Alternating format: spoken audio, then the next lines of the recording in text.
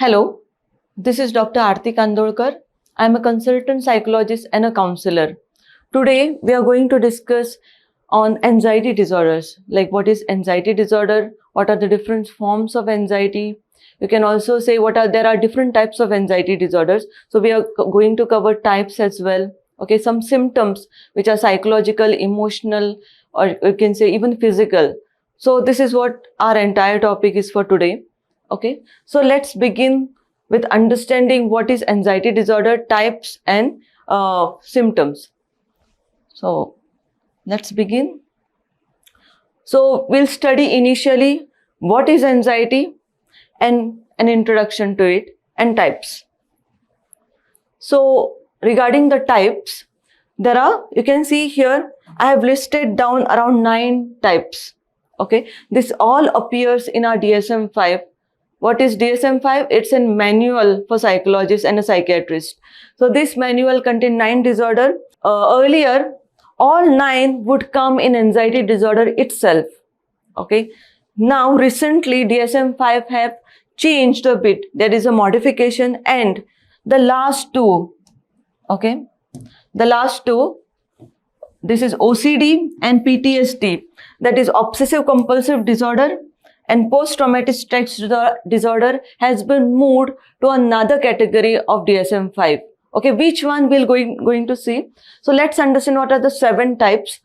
Separation anxiety, as you know, this is a separation. Then selective mutism, specific phobia, social anxiety disorder, or you can also say social phobia. Then panic disorder or panic attack specifier, agoraphobia, generalized anxiety disorder we call GAD, obsessive compulsive disorder, that is as you know OCD we call it, and post-traumatic stress disorder called PTSD.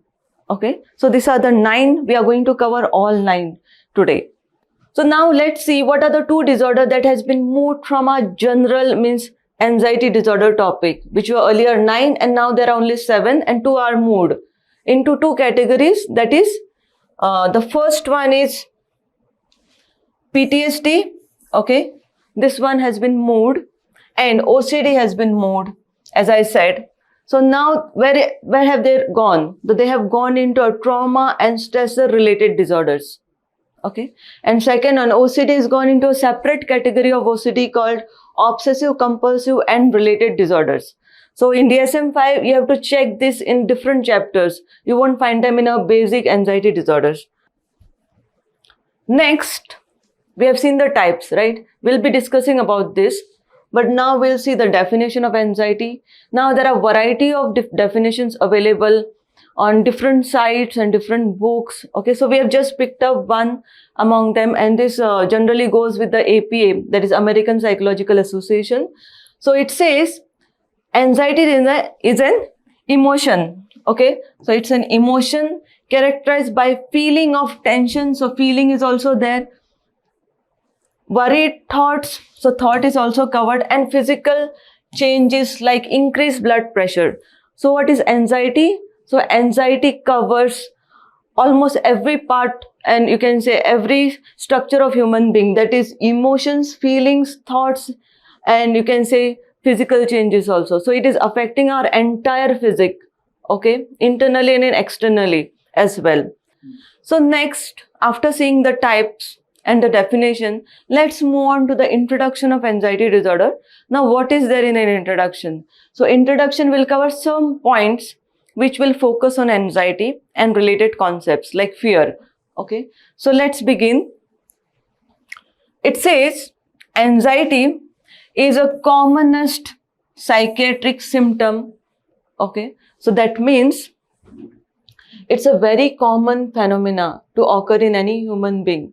Okay, it's not something rare, like you can say schizophrenia, or you can say mood disorder. It's something rarely to occur in a human beings, but anxiety is the commonest in you can say in general population as well as in a psychiatric ward or a clinic. You'll find this patient in a number of cases. Very routinely you will get these cases. So it covers around 20%. Okay, around 20% people on an average will suffer from anxiety symptoms.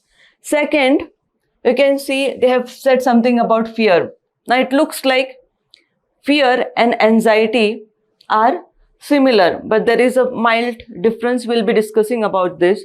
Okay, so let's understand one more point about anxiety is fear is a response to external danger, means outside danger, while and in anxiety, the danger is largely unknown. So what is the difference between anxiety and fear? Anxiety is something internal, which you feel, okay, which you experience internally, okay, that is uneasiness and all. While fear is something external, you know something is outside and it is fearful. Like suppose there is a snake over here, or there is a spider or something which I'm scared. So that is fear, not an anxiety. But suppose it is an, what you can say, you know something is going to happen. There is an exam after some days. So you will be like, it is in response to future events, okay, response to some stressor outside us, okay. So it is like that's, means anxiety is internal while fear is outside our body. We know there is exam approaching. So it is something stressor. We perceive exam as a stressor generally. So it's a reaction to that stressor. That is, you can say, fear, okay. So next, the third point, if we cover here, is anxiety is a state of apprehension, okay. Anxiety is a state of apprehension or unease arising out of anticipation of danger. We just already discussed about this. Is an anticipation, means you are predicting, you are assuming this something is going to happen, and mostly it will be negative. If something is positive, we call it eustress. Okay, this is something like a distress, negative event. So it is like we assume and it becomes uneasy. Okay, anticipation of some danger. Danger could be anything, like you are participating in some maybe bungee jumping or anything. It could be danger. Okay, outside. It's generally outside. Okay, and then the fourth point is anxiety becomes pathological. This is very important term. Okay, which is significantly subjective distress and impairment in the overall functioning of an individual. So what does this mean? That it is pathological means it is something dangerous. It is something very, you can say, psychotic in nature.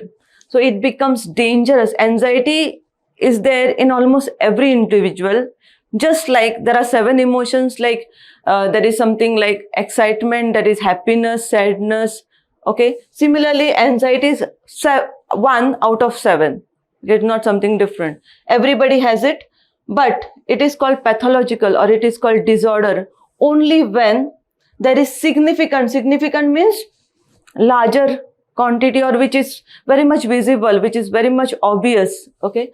When it becomes significantly significant and it causes subjective. Subjective means personal. Distress means something negative. Okay, so personally you are stressed, personally you are distressed. And impairments, it is disabling, means it is making you disabled or it is making you not work or function properly. So your functionality is affected. So it is called impairment in the overall functioning of an individual. Overall means what? Overall means your all the major areas. Like for example, maybe you're doing some job, you are a parent, you have to look after your kids. Maybe you are in some social gathering, you have been given some social responsibility. Okay, everywhere. Okay, or even if you are personal, like grooming, taking care, brushing, having bath, this is your personal care. So even this is affected by anxiety. So this is like what I was trying to cover, like what is anxiety? This is an introduction to anxiety. Okay. So hopefully this is understood.